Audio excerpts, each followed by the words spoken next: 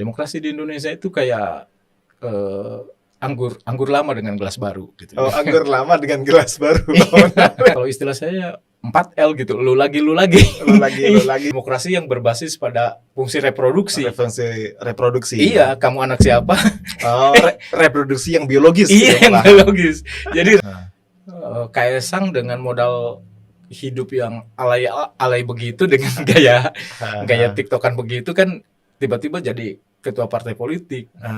Jadi apa kabar dengan orang yang sudah merintis social movement dari akar rumput gitu kan? Menurut saya semua capres dan cawapres sehat. Nah, yang sakit sistemnya.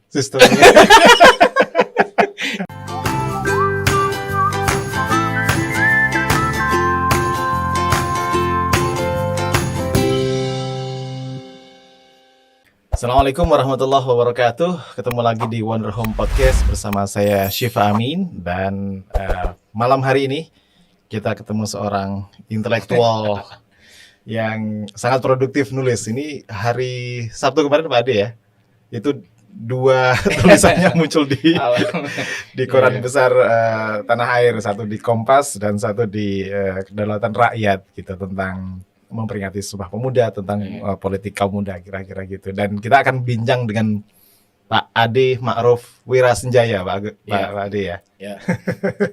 Gimana kabarnya Pak Ade? Alhamdulillah baik. Ini cuaca politik juga sedang panas-panasnya ini ya. Sedang menuju ke ini, titik didih. Ke titik didih gitu. Ke titik didih ya. Oke. Ini Pak Ade, kita ngobrol soal tulisan Pak Ade di dua media massa itu, tapi juga mungkin diawali kemarin Pak Ade juga ngeresensi satu buku yang judulnya Indonesia, Negara dan Masyarakat dalam Transisi gitu ya. Karya 3 orang scholar di bidang ilmu politik atau di hubungan internasional. Kalau evaluasi Pak Ade terhadap jalannya demokratisasi di Indonesia dari masa Orde Baru dan transisinya menuju reformasi sampai sekarang, itu kalau pandangan Pak Ade gimana? Ada secercah perbaikan, ada konsolidasi yang lebih kuat atau gimana?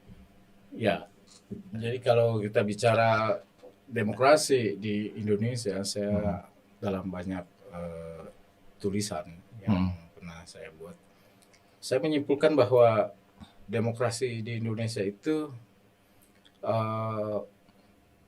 hanya dinikmati sebagai sebuah ruang politik baru dan belum membentuk kultur politik baru. Artinya ruang politik baru itu ya kita sekarang bisa berteriak kan. Kita sekarang bisa berteriak, bisa berekspresi, bisa bikin kanal seperti ini, kanal sendiri yang dulu tidak bisa kan.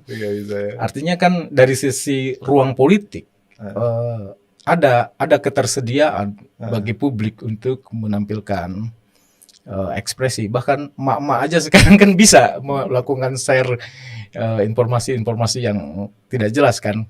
Ya kan. Tapi itu kan dari sisi ruang politik. Jadi arenanya udah memberikan kebebasan. Cuma mungkin kulturnya yang tidak bergeser gitu. Kultur lama masih ada misalnya. Artinya pada level formal demokrasi kita udah menciptakan lembaga-lembaga baru. Kayak yang lembaga baru ada misalnya KPU yang dulu tidak dikenal. Terus ada MK, KPK, kayak gitu kan. Itu produk-produk yang niatnya memang untuk menciptakan demokrasi lebih substansial. Tapi kan kita lihat sekarang kan justru pembusukan demokrasi banyak berasal dari lembaga-lembaga tadi gitu kan. Artinya kan itu hanya apa, demokrasi di Indonesia itu kayak anggur lama dengan gelas baru gitu. Oh, anggur lama dengan gelas baru. Jadi gitu. Jadi kita terpesona oleh banyak hal-hal yang atraktif. Tapi kita juga merasa cemas dengan apa ya, dengan seleksi elit, dengan regenerasi politik, dengan kualifikasi elit yang kalau istilah saya 4L gitu, lu lagi lu lagi gitu. Karena saya seperti saya refleksikan dalam tulisan saya, demokrasi di Indonesia sekarang ini kalau boleh kita kasih atribut, itu demokrasi reproduksionis. Demokrasi yang berbasis pada fungsi reproduksi. Iya, kamu anak siapa? Reproduksi yang biologis. Iya, yang biologis. Jadi reproduksionis gitu kan. Jadi kamu anak siapa? Kamu turunan siapa? Yang bawa siapa? Sangat biologis dan bukan ideologis. Makanya wajar ada kritik-kritik terhadap hasil keputusan MK kemarin. Katanya memberikan ruang bagi anak-anak muda. Betul. Ya, poin anak mudanya kita terima gitu loh. Tetapi masalahnya dia sudah mengunci bahwa anak muda yang kemudian bisa tampil ke gelanggang kekuasaan adalah anak-anak muda dari ruang reproduksionis tadi gitu loh. Reproduksi dinasti itu ya. Iya, sehingga kita tidak melihat misalnya anak muda yang berbasis dari social movement yang tampil sebagai tokoh muda. Bayangin aja misalnya Kaesang dengan modal hidup yang alay begitu dengan gaya TikTokan begitu kan tiba-tiba jadi ketua partai politik. Jadi apa kabar dengan orang yang sudah merintis social movement dari akar rumput gitu kan.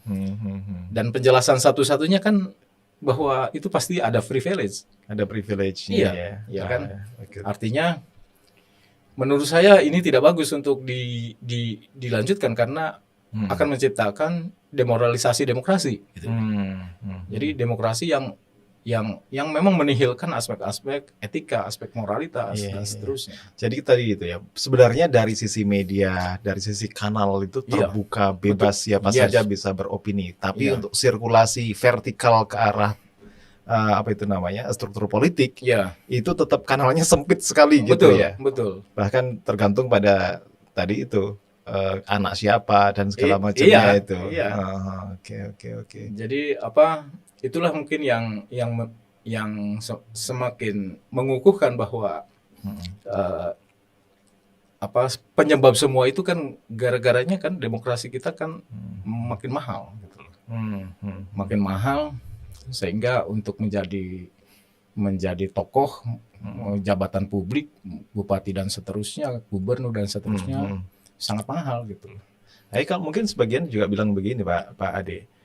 Memang masing-masing masa kan ada orangnya, ada mediumnya dulu untuk menjadi menjadi aktivis politik itu mesti berdarah-darah, berkeringat-keringat menjadi aktivis terlebih dahulu kah, menjadi kader partai kah gitu. Iya, betul. Tapi sekarang masanya bukan masa itu lagi, masanya adalah masa TikTok, Instagram, Facebook, Twitter gitu barangkali. Iya, tetapi dalam urusan kenegaraan, saya pikir kita harus membangun pengecualian, karena ini kan untuk kemaslahatan, untuk kepentingan publik, gitu kan, bukan untuk kepentingan fundraising dan seterusnya kan. Ini untuk kemaslahatan orang banyak dan itu kita harus memastikan bahwa keterlibatan masyarakat di infrastruktur politik itu juga harus diberi ruang gitu loh. Nah, jadi kalau menurut saya sih demokrasi di Indonesia sekarang ini berhasil dari sisi penyebaran, tapi gagal melakukan pendalaman gitu. Sehingga pendalamannya sangat kurang sehingga yang tampil adalah di level-level yang superficial, permukaan. Tampaknya demokratis, hingar-bingarnya demokratisnya dapat lah itu. Dapat. Tapi kedalaman substantifnya nggak ada. Ya mungkin karena saya setuju misalnya tadi dikatakan mungkin ini alur sejarahnya memang begitu ya. Karena sejak kita diperkenalkan oleh masuk ke globalisasi memang dimensi politik dan demokrasi itu mengalami disrupsi gitu loh. Disrupsi yang sangat hebat. Betul. Misalnya ya, dulu yang disebut arena politik itu sangat fix di gedung DPR, oke? Di gedung misalnya Mahkamah Agung, Mahkamah Agung, di kantor presiden, di eksekutifnya, eksekutif, di media misalnya, civil society. Tapi sekarang kita tidak bisa mendefinisikan lagi mana yang disebut arena politik, karena dimanapun kita punya arena politik. Dengan handphone aja kita punya arena politik gitu. Jadi arena politik itu yang disebut arena politik itu telah blur gitu loh. Blur dan mengalami deformasi yang hebat gitu. Sejak munculnya globalisasi dengan teknologi informasi tentu saja. Terus yang kedua, sekarang kan kultur politik itu bersumbu pendek kalau saya sebut. Bersumbu pendek. Bayangkan, kita kalau baca novel lama dari Armin Pane, misalnya Sultan Takdir Ali Sabana, ada cerita romantis misalnya orang-orang yang tengah membangun, kalau anak sekarang bilangnya LDR, long distance relationship, yes, gitu. Misalnya. Yang satu misalnya kuliah di Bandung, yang satu tinggal di Padang, di Payakumbuh misalnya. Mereka untuk memaintain emosi, mereka butuh kantor pos.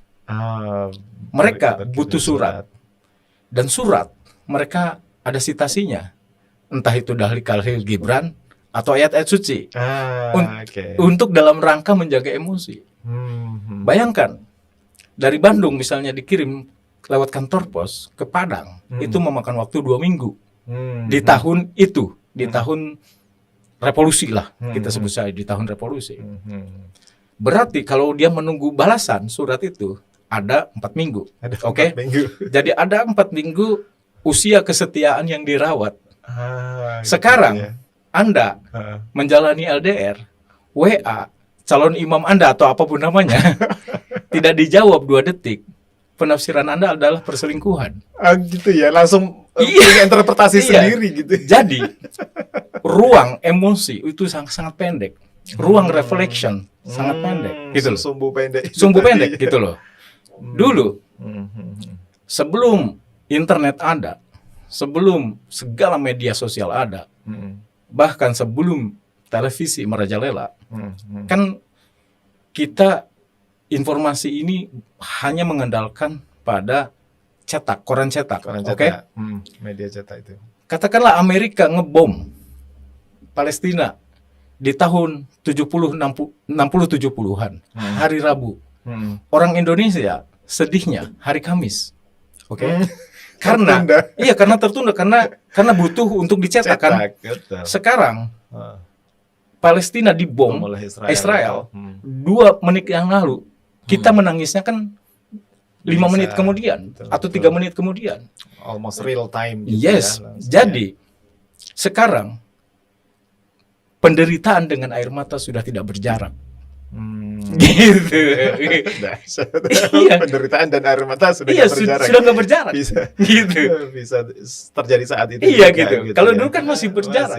Antara peristiwa dengan respon terhadap peristiwa masih berjarak. Ada space for reflection. Sekarang hanya space for emotion. Gitu kan. Jadi itu mungkin yang menjelaskan kenapa politik hari ini begitu emosional, penuh dengan hoax dan seterusnya.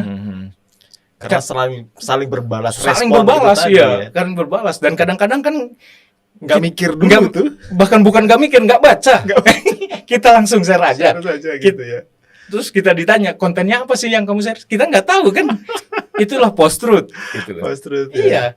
Kita tidak peduli apakah benar atau tidak. Yang penting melintas di kepala kan. Betul. Gitu. Jadi itu juga berpengaruh terhadap politik hari ini gitu loh. Sehingga politik menurut saya kekurangan ruang refleksinya. Makanya suara-suara cendekiawan, suara-suara orang kampus sekarang sepi.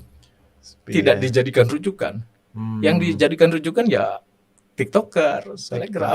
Betul, yang jadi itu. Itu mungkin yang orang tidak melihat bahwa pergeseran di dalam kultur budaya pop hari ini yang dibentuk oleh artificial intelligence, oleh medsos dan seterusnya, punya pengaruh yang dahsyat terhadap makna ruang politik gitu. Gitu loh. Jadi okay. Dan kaum muda, kalau tadi Pak Adi kan di salah satu artikel yang di KR itu kan bilang kita kan punya sekitar berapa 60 sekian persen itu kan kaum muda, dan mereka yang punya hak pilih itu kan juga banyak sekali, yang generasi milenial dan segala macam.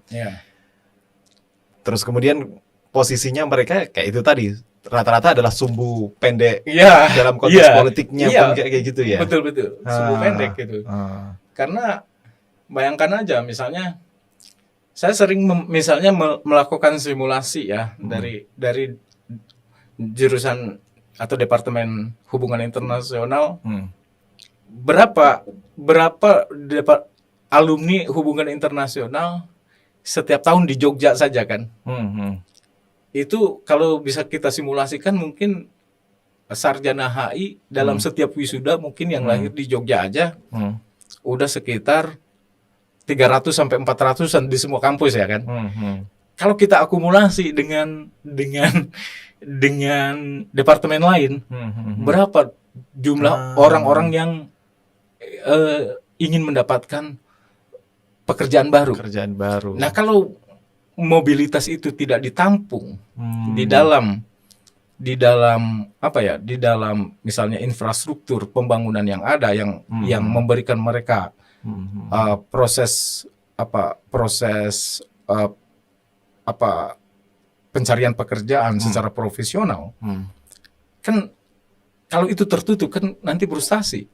Betul. Dan generasi frustasi itu kan nanti ditembak dengan yang tadi, yang saya bilang tadi, yang media sosial, yang sumbu pendek tadi kan, itu kan berbahaya gitu.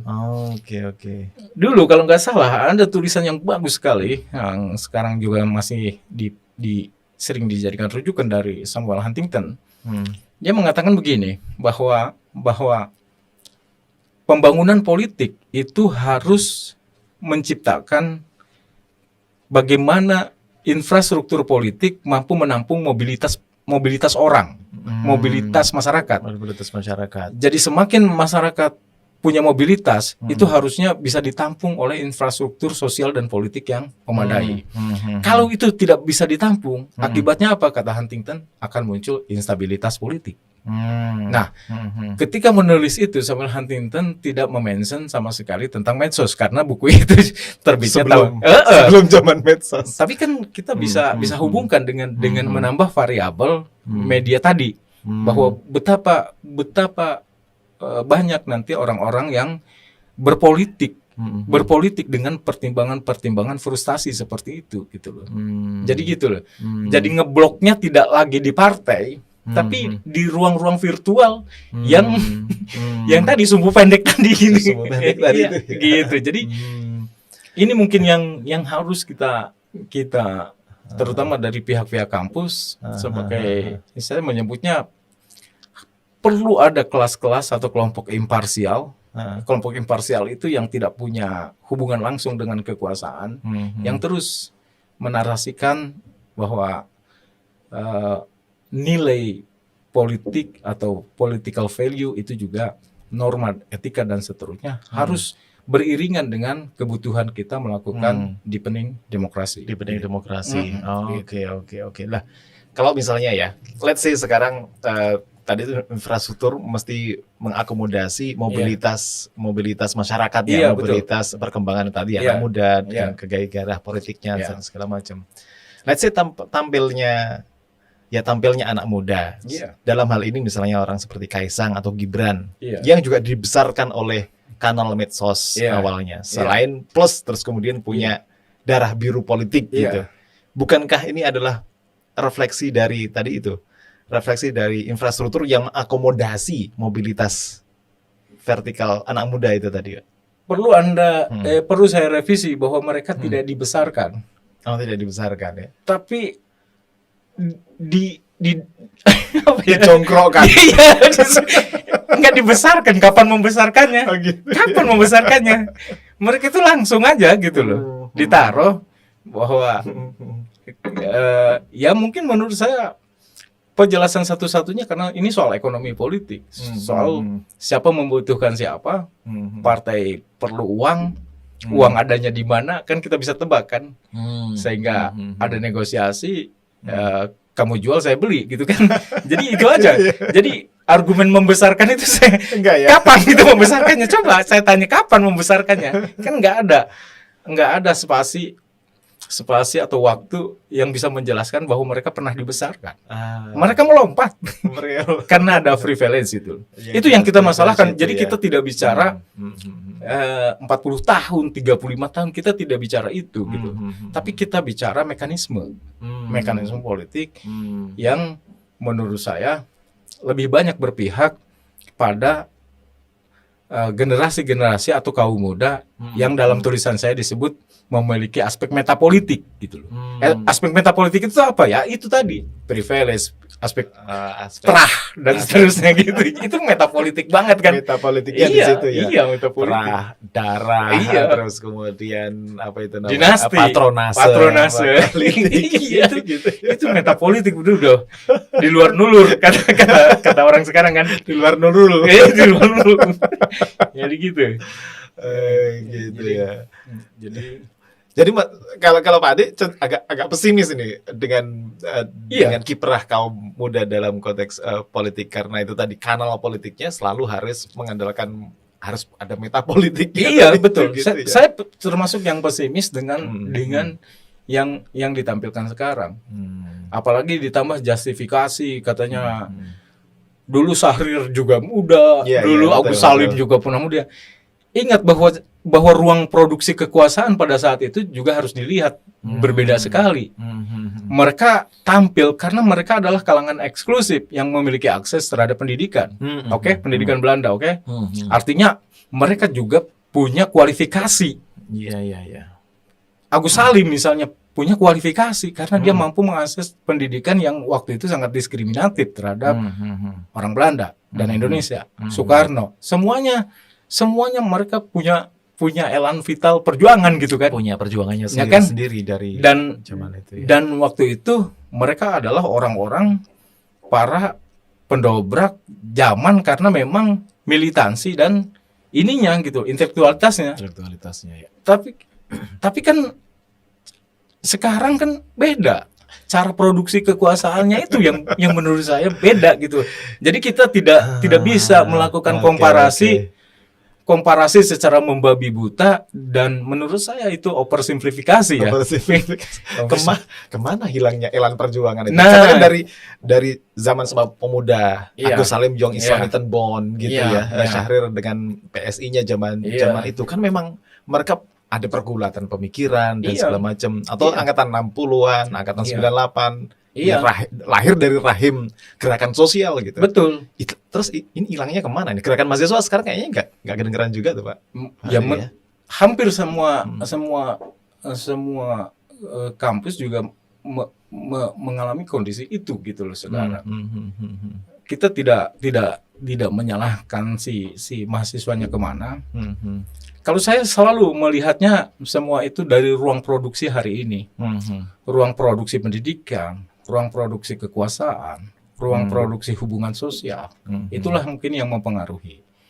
Misalnya dari sisi ruang produksi pendidikan aja misalnya. Kan saya kebetulan adalah generasi transisi, semi kolonial dan semi milenial. Jadi transisi, dan saya melihat pergeseran itu gitu loh, di mana misalnya ya dulu di kampus-kampus itu kan kita terlibat di dalam aktivisme itu kan tidak terlalu punya pengaruh terhadap bayar membayar.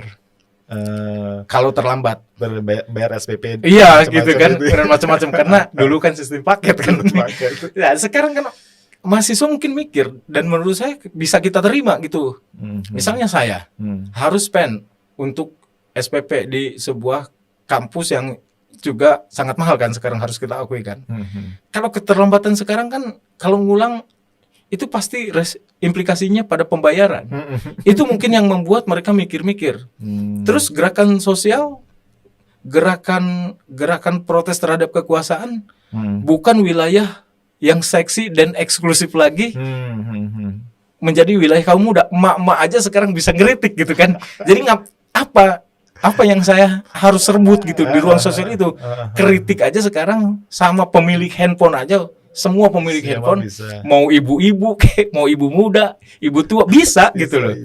Melakukan kritik dengan menyebar meme dan seterusnya gitu.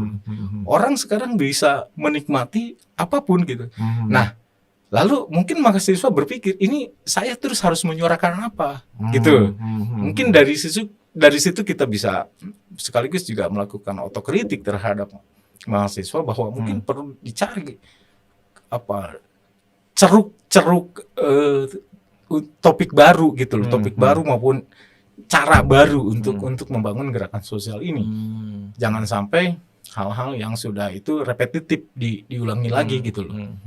Nah, jadi itu mungkin bisa menjelaskan. Jadi tidak semata-mata kehilangan gairah, kehilangan elan vital. Tapi mungkin ruang sosialnya memang harus kondisinya mengarah ke situ. Semua apa itu tadi, ya semua struktur administrasi pendidikannya juga kayak gitu. Lah harus kita akui kan, kita sekarang berada pada era kapitalisasi atas segala hal kan. Iya. Dan kapitalisme itu penyakitnya kan satu, hierarki. Munculnya hierarki. Kapitalisme itu kan memunculkan hierarki. Hierarki. Kalau kamu nggak bisa di universitas yang mahal, kamu ke universitas yang murah. Kan kapitalisme itu menciptakan hierarki. Ada yang mahal, ada yang murah, ada yang kalau Anda mau kulit Anda putih, Anda cari lotion yang mahal. Dan ketika Anda memakai lotion yang mahal, pada saat yang sama Anda kan bersikap rasis pada diri Anda sendiri. Itulah self-racism. Iya, kalau Anda hitam, Anda perlu pemutih. Kan Anda rasis sebetulnya kan pada diri Anda sendiri. Dan itu hierarki kan? Hierarki hitam dan putih, hierarki jelek dan tidak jelek. Hierarki antara slim yang kurus dengan kita merasa agak gemuk misalnya kan. Jadi salah penyakit kapitalisme itu hierarki. Menciptakan hierarki. Kalau zaman dulu kan proletar sama dalam skala yang lebih luas, ada hierarki kecil-kecil di mana-mana gitu ya. Hierarkinya sekarang berada pada level diri bahkan. Iya, pada level individu gitu. Pada level individu. Dan kita tidak sadari bahwa kita melakukan pemujaan terhadap satu brand tertentu, handphone apapun lah. Pada klub sepak bola. Itu kan sebetulnya pada saat yang sama kita bikin hierarki bahwa klub lain jelek, merek lain jelek, kan gitu kan. Itu penyakitnya memang kayak. Jadi semuanya mengalami kapitalisasi. Mau umroh, mau haji, kan juga ada paket-paketnya. Mau plus, nah, kan itu kapitalisasi. Dan kapitalisasi kan hierarki. Gitu loh. Jadi nah, oke, kalau balik lagi ke soal tadi itu, apa itu namanya, kiprah kaum muda dalam politik tadi itu. Kalau melihat ya tadi itu pemaparan Pak Adi tentang ya yang sumbu pendek dan segala macam. Dampak atau akibat yang paling parah yang mengkhawatirkan bagi masa depan demokrasi Indonesia semacam apa? Kalau misalnya kan sebagian kalangan ya tadi masih kaum muda harus didorong, sehari saja muda dulu jadi ini. Tapi ini secara biologis memang muda, kan gitu, nggak bisa dibungkiri. Betul. Gitu. Terus apa salahnya dia jadi ketua, nanti akan dia dididik oleh masa, oleh waktu, akan terbukti apakah berhasil atau tidaknya gitu. Iya, seperti saya bilang tadi bahwa yang jadi perkara sebetulnya bukan soal usianya, tapi bagaimana struktur kekuasaan yang membuat mereka jadi seperti itu. Misalnya, yang jadi persoalan kan misalnya keputusan MK kemarin kan salah satu klausul bawaannya adalah pernah menjabat jabatan publik 40 tahun. Apa sih? Usia 40 tahun atau pernah punya Nah. pengalaman menjadi pejabat publik yang elektoral yang Nah, dipilih, gitu kan. gitu.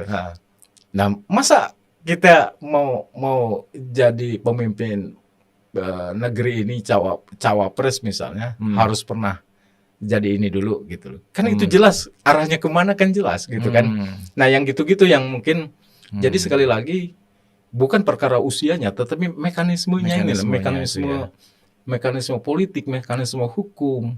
Jadi itulah yang harus kita kritisi terus gitu loh, terus supaya saya khawatirnya nanti tadi Anda mengatakan apa implikasinya. Kelas-kelas frustasi itu makin banyak gitu loh. Saya takutnya gitu loh. Seperti saya bilang tadi, kalau kita simulasikan misalnya, kampus itu kan di Indonesia banyak. Kampus itu kan setiap tahun memproduksi sarjana. Kalau sarjana di Indonesia harus bekerja di sektor-sektor vokasional yang harusnya untuk SMA, kan berbahaya gitu loh. Bisa menyebarkan frustasi anak muda gitu kan. Sementara ruang politik, ada wabah frustasi anak muda. Iya, jadi ruang politik utama seperti partai itu hanya bisa diakses oleh orang-orang yang punya aspek metapolitik tadi. Dan di hampir itu rata, Pak. Rata. Artinya di Daerah. di daerah. Betul. Di partai politik kan juga begitu. Siapa misalnya pemimpin partai politik yang tidak menjadikan anak, menantu, keponakan tidak jadi anggota DPR kah, pemimpin partai itu kah gitu. Jadi partai di Indonesia itu properti demokrasi gitu ya. Ya, jadi bukan kalau di buku-buku referensi kan salah satu fungsi partai politik itu menciptakan kaderisasi. Betul. Ya kan, harusnya gitu. Idealnya begitu. Artinya dia menciptakan sirkulasi aktor kan. Tapi kan kalau mekanismenya seperti saya bilang tadi, hanya orang-orang yang memiliki kedekatan itu kan, itu sangat artinya itu ada privatisasi partai politik. Nah, jadi khawatirnya saya itu akan menciptakan benih-benih frustasi anak-anak muda gitu loh. Sementara di sektor-sektor yang lain, sektor ekonomi kita tahu sendirilah sekarang lagi situasinya lagi krisis gitu kan. Krisis. Jadi yang gitu-gitu yang harusnya menjadi perhatian di tengah hiruk pikuk politik yang sekarang ini, hal-hal seperti itu menurut saya penting untuk disuarakan gitu. Iya ya, partai politik menjadi properti pribadi. Iya, gitu. Iya menjadi properti. Demokrat anaknya jadi ada umum. Perindo 7 ya. 7 dari anak menantu 7 semuanya. Otomatis itu. Otomatis ya, PDI jelas. Dengan Puan dan segala macamnya. Terus kemudian Partai Umat. Nah, Partai Umat, Pak Amin mengkritik Gerindra dibalikin, bro. Itu menantunya jadi ketua. Makanya jadi semuanya sempurna. Semuanya sempurna gitu. Jadi gimana kalau kita tidak punya aspek-aspek seperti itu kan, sebagai anak muda misalnya saya kan pastilah saya frustasi gitu. Ikut ke gerakan sosial sudah diblok. Seperti saya tulis di situ tadi, istilah saya udah ada proses karantina terhadap gerakan sosial. Proses karantina, kalau semuanya diani negara gitu. Iya, terlihat demokratis negara, tapi juga dikontrol gitu kan. Banyaklah kasusnya, mungkin kita bisa banyak tuh dibuka tuh kasus-kasusnya. Bagaimana suara-suara kritis itu agak mengalami persekusi lah, mengalami kontrol dan seterusnya gitu. Jadi sekali lagi kita kembali ke pembicaraan ini bahwa sudah hampir 1 abad yang lalu kaum muda Indonesia itu secara tegas ingin mengemukakan perlunya kita melampaui itu tadi modus-modus aku etnis, aku aku partai, aku agama. Itu kan sudah didiskusikan sejak tahun 1928. Iya. Kalau sekarang hidup lagi, berarti kan kita nggak beranjak, nggak kemana-mana, gitu kan. Nanti sebentar lagi pasti kita akan ribut dengan identitas kan, pasti kan. Identitas partai, tadi politik, aku macam-macam tadi. Aku agama, aku gerakan A, aku aliran B dan seterusnya. Terutama agama nanti kan pasti yang wilayah wilayah paling ujung yang sering digunakan yang sering dipakai gitu untuk ya melakukan apa ya, melakukan perbedaan, membangun border dengan yang lain biasanya lewat agama ya. Jadi di negara kita itu menurut saya agama cenderung jadi alat, bukan jadi nilai gitu. Jadi agama sebagai alat itu kan nanti tujuannya untuk menghukum, memberikan judgment kan, menilai orang lain, ya kan, dan begitu. Dan bukan sebagai nilai kan. Kalau sebagai nilai kan kita tanpa teriak-teriak dengan diksi agama pun kita kan yang kita jalankan ini nilai agama gitu. Ya samalah dengan kehidupan kita sebagai misalnya dosen ya. Di kampus yang kebetulan berbasis Islam misalnya. Nah kalau Islam itu di kampus juga dijadikan hanya alat kan, hanya untuk penghias ruangan misalnya, di situ ada ayat ini kaligrafi ini dan itu gitu. Tapi dosen nggak pernah datang. Itu kan nggak ada nilainya. Ruang dosennya kosong terus gitu. Kosong. Jadi tidak ada kuliah, ada mid semester. Kan ajaib kan. jadi menurut saya mari kita gunakan agama itu sebagai nilai, value, sebagai nilai, bukan sebagai alat gitu. Sebagai alat ya. Jadi apa ya? Ya sebentar lagi lah kita akan melihat seperti perulangan kembali di era-era sebelumnya. Tapi mungkin bedanya sekarang agak lebih tertolong dengan adanya 3 kontestan. Kalau dulu kan 2 kan. Dua itu kan jelas sekali ininya kubunya kan. Kubunya jelas sekali. Berhadapan dengan menggunakan isu apapun lah. Nah, jadi sekarang ada 3, jadi lumayan kasih opsi lah buat masyarakat gitu. Oke, nah kalau dulu agak kan tahun 2019 isu aku agama tadi itu kelihatan banget ya. Iya betul. Apa itu namanya? Kubu A pakai simbol-simbol agama dan segala macam. Kubu B akunya aku yang lain. Betul. Nasionalisme yang sempit lah dalam ini mereka. Iya. Kalau isu yang paling mengemuka yang menghalangi, kalau istilah Pak Adi itu kan transendensi, harus ditransen gitu, harus melampaui keakuan. Betul, iya. Nah, itu keakuan apa sekarang ini yang mendistingsi 3 kontestan tadi itu yang potensial bisa bertabrakan, bisa berkonflik atau ya aku Indonesia lah. Ke Indonesia ya. Iya, aku Indonesia seperti jelas manifestonya kan tahun 28 kan. Manifestonya sangat jelas. Diulang kembali tahun 98 kan diulang kembali. Tahun 28 diintrodusir. Tahun 66 diulang kembali. Tahun 98 diulang kembali. Itu aku Indonesia itu. Nah, masalahnya masa kita harus nunggu krisis dulu gitu loh untuk merevitalisasi aku Indonesia kan. Jadi ini penting misalnya untuk menyuarakan itu ya, karena ya kita itu sebetulnya bangsa ini sangat punya modalitas, kita punya kapital sosial kapital yang sangat dahsyat gitu loh. Jadi sayang sekali kalau misalnya hanya gara-gara ada blok-blok politik kemudian terfragmentasi dalam blok-blok sosial gitu loh. Jadi itu yang justru menurut saya penting untuk kita suarakan. Kalau sayangnya kalau di televisi yang ditampilkan adalah tentang ini aja, tentang tingkat keterpilihan sampai elektabilitas sampai hari ini kan. Jadi belum banyak mendiskusikan hal-hal yang sifatnya pada itu tadi, pada nilai, pada culture, new political culture. Mau dibawa kemana gitu loh. Intinya menurut saya rejim Pak Jokowi itu strategi kebudayaannya itu nggak jelas gitu loh.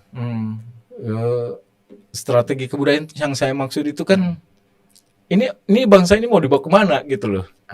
Strategi kebudayaan ini mau diapakan gitu loh, bangsa ini mau dibawa kemana gitu loh. Sehingga kalau strategi kebudayaannya jelas kan ada roadmap yang jelas yang bisa diikuti, sehingga generasi muda, kaum muda bisa terlibat dalam ruang-ruang partisipasi yang disediakan oleh infrastruktur politik dan mekanisme politik yang rasional gitu loh. Itu bukan strategi, misalnya visi kerja IKN, ketahanan pangan, hilirisasi industri misalnya gitu. Itu bukan strategi kebudayaan menurut Pak Ade. Itu fitur. Oh, fitur.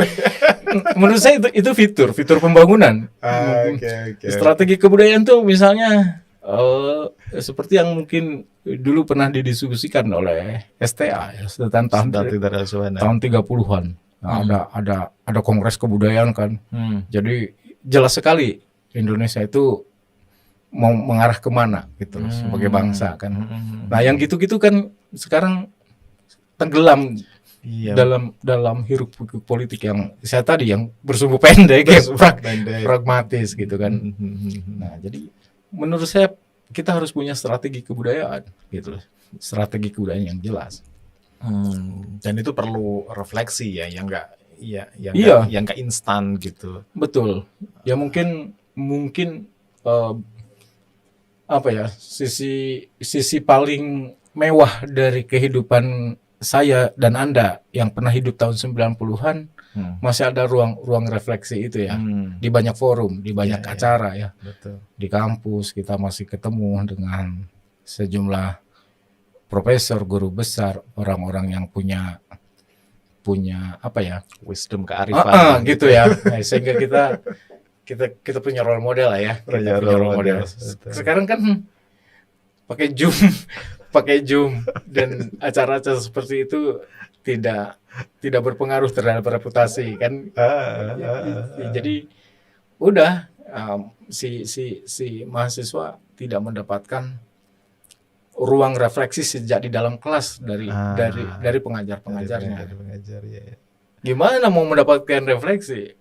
Ada seorang yang lulusan PSD dari luar negeri. Dia menyerahkan seluruh pengajarannya pada asisten. Oh gitu. Padahal dia pengen denger itu ya, ilmu dia itu selama di luar itu apa aja, gitu kan. Tapi mahasiswa kan kecele kan. Jadi jangan-jangan kampus juga menyumbang frustasi gitu kan. Iya. Ini kritik buat kita semuanya. Iya kan? Ya. Iya kan. Jadi saya kadang-kadang kebetulan kan ada keponakan kan juga kuliah kan. Itu yang masuk katanya yang baru lulus kemarin asisten. Template banget ngajarnya gitu. Ngajarnya template gitu. Kritik juga nih buat dosen-dosen. Iya, itu template banget katanya. Khusus asisten gitu. Iya, template banget katanya. PowerPoint-nya macet, yang ngajar berakhir kan. Jadi dan itu tadi kita terlalu mengandalkan media, nggak bisa mikir gitu. Nah, gitu. Itu mungkin makanya tadi saya bilang ada kemewahan yang kita terima di zaman era transisi itu ya, di mana kita masih bisa mendengarkan forum-forum atau Pak Kunto Wijoyo bicara dengan Amin Abdullah, Mohtar Masud ngomong langsung di depan kita, itu kan kita gimana itu kan tergugah gitu kan. Wih, keren banget nih mikirnya gitu. Sekarang enggak. Ada role model. Sekarang lulusan itu datang ke kampus, asisten yang masuk. Template lagi ngajarnya. Oke, Pak Ade. Jadi kalau misalnya tadi tuh rasa frustasi tadi itu kalau dibiarkan kan bahaya tuh. Betul. Akumulasi dari frustasi kalangan muda yang secara politik nggak diakomodir lah dalam kanal-kanal yang sudah ada itu. Agar itu tidak terjadi gitu. Agar tadi etos dan spirit perjuangan itu muncul kembali. Apa kira-kira yang bisa dibikin itu? Apa yang bisa kita buat agar ya demokrasi Indonesia makin substantif lah katakan gitu. Ya mengembalikan demokrasi pada jalurnya gitu loh. Bahwa demokrasi itu pada akhirnya bukan semata-mata menciptakan struktur-struktur baru. tapi juga membangun kultur-kultur dan norma baru gitu loh. Kultur lama ya kita hilangin gitu loh. Kultur baru ya kita bikin. Makanya saya tadi bilang kita perlu ada strategi kebudayaan supaya antara mekanisme politik itu inline dengan ruang budaya kita gitu loh. Selama ini kan politik mah kemana? Kita teriak mah kemana kan, moralitas mah terus digemakan, tapi kan nggak nyambung kan. Lembaga-lembaga pemerintah dibentuk untuk memberantas korupsi, tapi juga kultur korupsinya masih lanjut iya, terus gitu ya. Terus dibentuk juga lembaga A, lembaga B, semua punya lembaganya, semua punya divisi-divisinya sekarang. Yang tujuan awalnya kan supaya politik itu berjalan dengan normal, beradab dan transparan kan. Tapi kan nggak terjadi gitu kan, nggak terjadi. Elit-elit ya berloncatan itu aja gitu kan. Lingkarannya itu aja gitu kan. Partai tadi menjadi lembaga-lembaga privat gitu kan. Jadi itu menurut saya agak berbahaya. Bonus demografi kita tuh harus diselamatkan gitu loh. Nah, bonus demografi kita seperti saya mention di artikel saya itu kan kurang lebih ada berapa juta tuh? Berapa? 65 jutaan. 65 jutaan secara demografis Indonesia itu isinya anak muda kan? Iya, 68,82 juta. Nah, menurut BPS 68 BPS itu. Itu kan bonus demografi dan itu bisa menjadi bencana demografis kan kalau tidak dikelola gitu kan. Jadi itu mungkin agenda kita bagaimana kaum muda ini tidak menjadi penonton, tidak menjadi orang-orang yang kemudian hanya kerjanya melakukan reaksi sebab perilaku elitnya memang melakukan blocking terhadap mobilitas mereka gitu kan. Gitu. Ya. Menarik gitu. Ya kita memang strukturnya macam-macam tadi itu. Struktur politiknya kelihatan ada tadi ada MK, ada KPK, ada ombudsman, macam-macam. Tapi culture-nya itu belum berubah. Betul. Ya. Culture-nya, budayanya itu masih sama. Let's say MK strukturnya baru. Iya. Tapi dinasti politik itu kan dari dulu sampai sekarang itu. Iya. Itu lama, kultur yang lama sekali yang dipertahankan itu. Iya. Nanti kan kalau ditanya elit-elit itu kan nanti jawabannya kan gampang. Loh kan udah ada lembaga ini. Jadi itu kayak dijadikan justifikasi bahwa kita punya lembaganya loh. Tapi kita tidak mikir bahwa lembaganya itu mengerjakan dengan tone yang sama enggak dengan yang lainnya, punya nafas yang sama enggak gitu. Nah, itu yang menurut saya koherensi antar lembaga itu yang mungkin di dalam ruang demokrasi itu harus kita revitalisasi lagi gitu.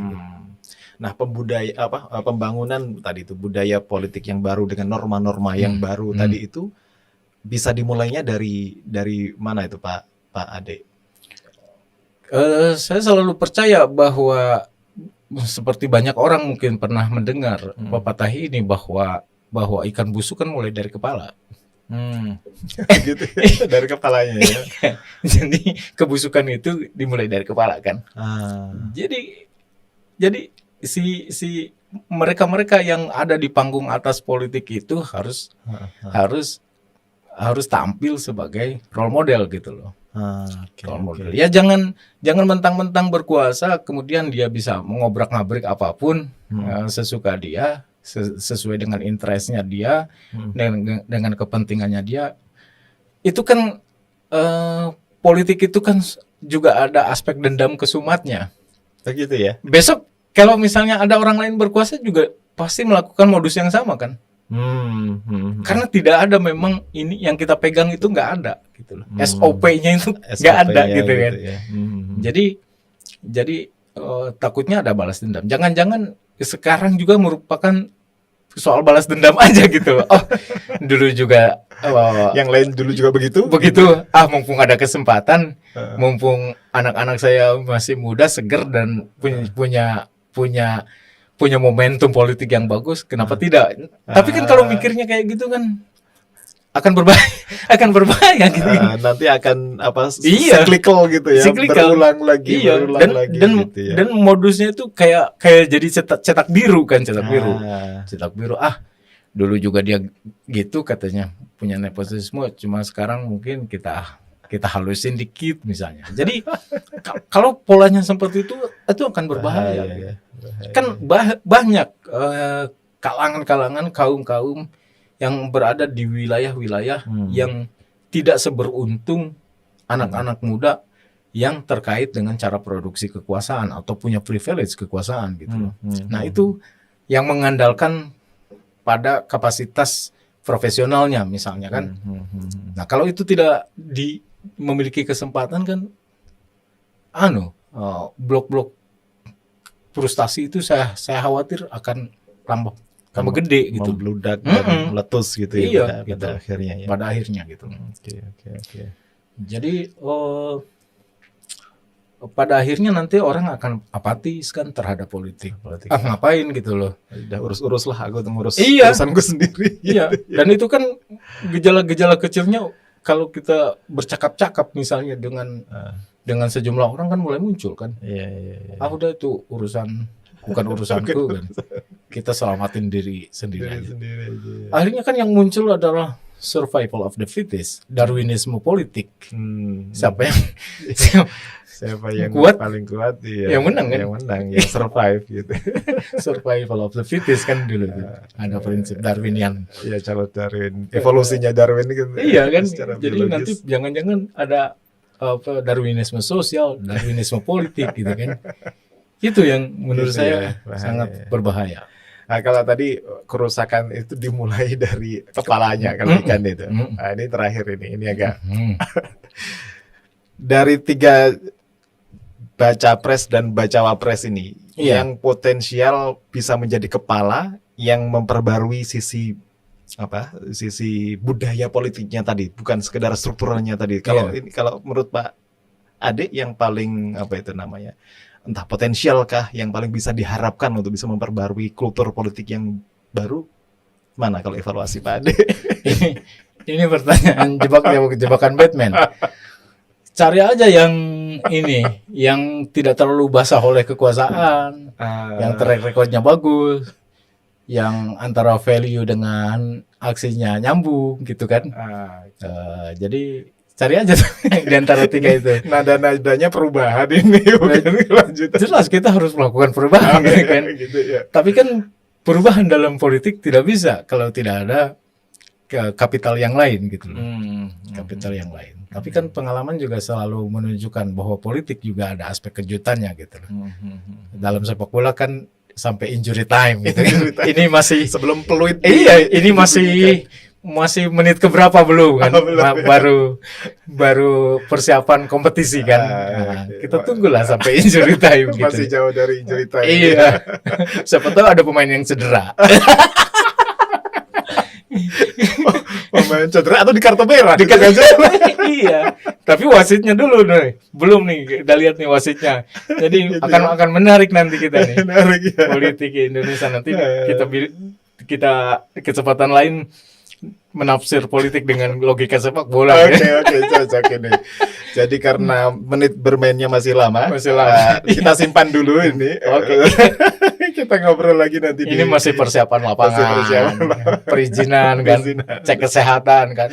Betul. Menurut saya semua capres dan cawapres sehat. Nah, yang sakit sistemnya.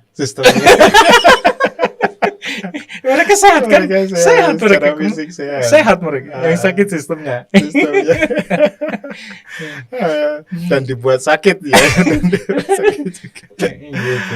Oke Pak Ade, makasih banyak Pak Ade. Sama-sama. Sudah ngobrol di sini. Nanti menarik itu topik berikutnya itu analogi sepak bola ke dalam politik gitu. Iya. Jangan-jangan kita di-ban nanti sama dalam politik di-ban. Kita tunggu wasitnya. Oke, terima kasih. Saya juga. Terima kasih Ade. Oke, sampai jumpa lagi. Sampai Insyaallah jumpa. kita ngobrol-ngobrol lagi. Gitu. Siap. Ini wasitnya juga masih wasit KPU-nya kan mengiyakan saja kata MK ini. Nanti Iya. kita lihat gimana Iya. permainan berikutnya lah. Permainan berikutnya. Oke, mudah-mudahan bermanfaat obrolan ini. Amin. Dan bisa dibaca lebih lanjut kedalaman refleksi dari Pak Ade Ma'ruf ini di Kompas hari Sabtu ya, kalau nggak salah. Tanggal 28. Tanggal 28 Sumpah Pemuda. pas Sumpah Pemuda itu apa itu namanya memunculkan kembali keharusan aku bangsa Indonesia. Oke. Itu penting sekali. Oke. Makasih sekali lagi. Sama-sama. Mudah-mudahan manfaat. Assalamualaikum warahmatullahi wabarakatuh. Waalaikumsalam warahmatullahi wabarakatuh.